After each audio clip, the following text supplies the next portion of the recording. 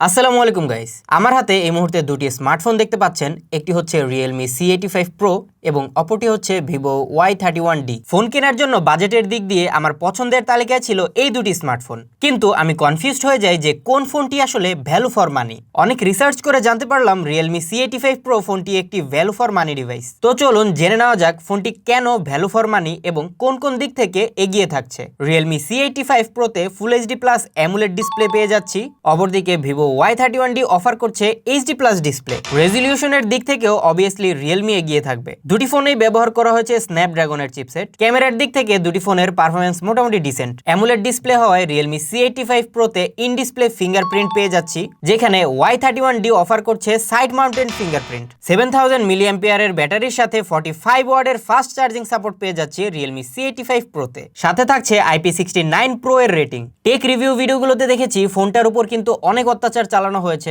But প্রত্যেকটা সিচুয়েশনেই ফোনটা কিন্তু খুব ভালোভাবে সার্ভাইভ করেছে। এ থেকেই মূলত আমি ফোনটা কেনার জন্য আরো বেশি কনভিন্স হই। এখন আসি মূল বিষয়ে। Realme C85 Pro ফোনটি কেনার একটি বড় কারণ হচ্ছে এর বেস ভেরিয়েন্ট 6128 জিবির দাম মাত্র 23,000 টাকা, কিন্তু Vivo Y31D এর 6128 জিবির প্রাইস 2000 টাকা বেশি। অর্থাৎ 2000 টাকা কম দিয়েও র্যাম রোম ভেরিয়েন্টে কোনো রকম কম্প্রোমাইজ না করেও আমি ফুল এইচডি অ্যামোলেড ডিসপ্লে পেয়ে যাচ্ছি Realme C85 Pro তে, which is really convenient। তাই আমি আর বেশি দেরি না করে নিয়ে নিলাম value for money device Realme C85 Pro।